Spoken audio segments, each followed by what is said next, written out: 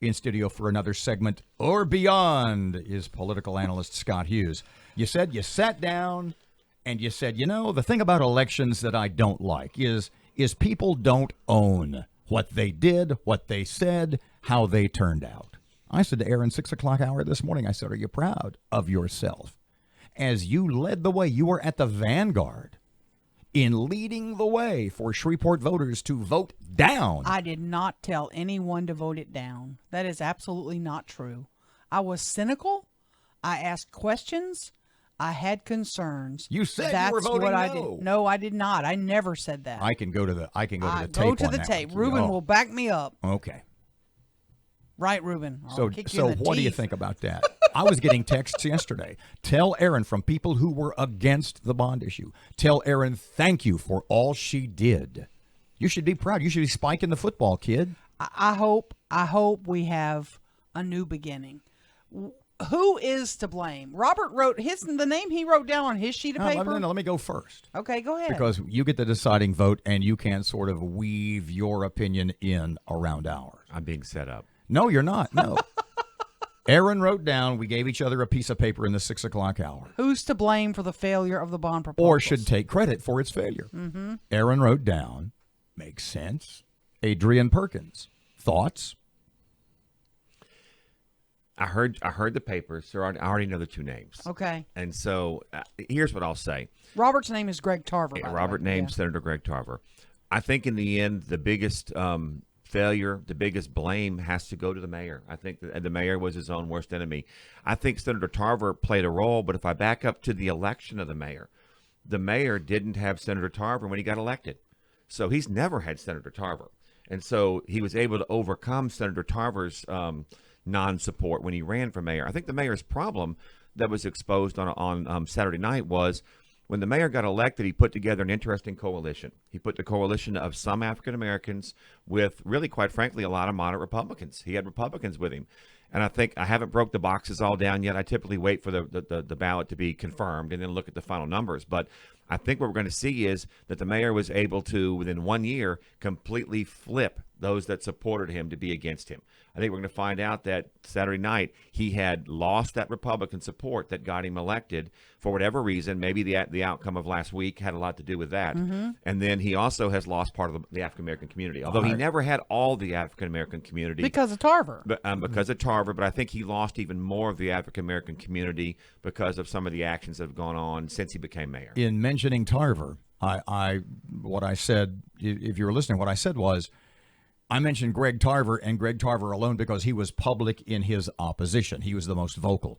But I really meant a lot of local, of Shreveport African-American politicians who, for whatever reason, be it that they were like Aaron, they thought it was just bad politics or bad policy rather, or for their own reasons, they want Adrian Perkins to be a one-term mayor. It definitely got political. Really one of the only surprises of election night to me were the 3 Shreveport municipal bonds. I think I'd been on here several times in the previous months saying I thought that 2 of the 3 had a good chance to pass. I always felt water and sewer would go down, and it did.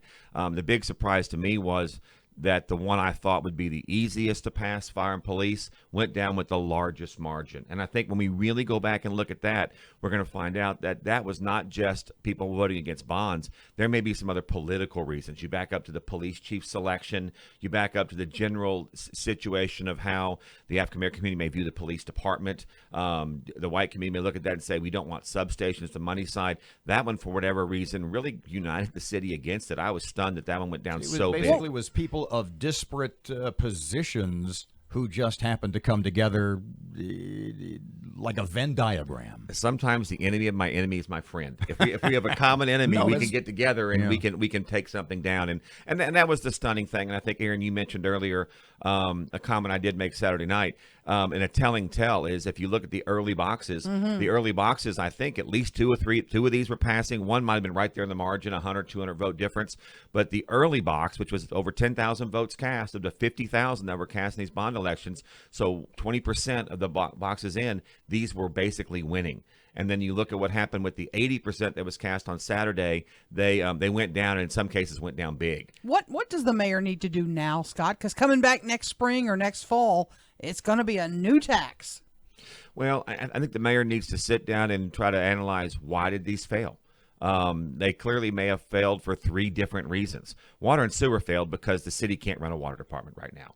You have a lawsuit where the city owes money back. You have a water department where if you try to call it, you can't get an answer. Billing has been a problem. I think they're trying to correct some of that, but that is an operational issue in the water department that can be entirely addressed by the city and the administration. Fire and police is going to be tricky to understand. When typically in politics 101, if you want a bond issue passed, you make it for the kids or you make it for public safety. And that is the secret of Bossier Parish. Everything Bossier Parish does is for the kids or public safety, and Bossier has no problem for the most part over there municipally. So to understand why number 2 failed would be very important. Number 3 failed by 50 votes, the last number I saw. And so I think people are very interested in streets and drainage. If I were the mayor, I would sit down with the quote opposition. I think the Republican Party has said, look, we're willing to come back to the table. Let's do it in smaller chunks. I had a long conversation with Louis Avalon. He was with me Saturday night on Channel 3. And Louis kind of implied that that's what their approach might be, is to take it in smaller chunks, manageable chunks, prove to us you're deserving of $20 million, then we'll give you 20 more. And so how he does that, I don't know. But streets and drainage may be a place to start. That seems to be the place where the city's the most together right now.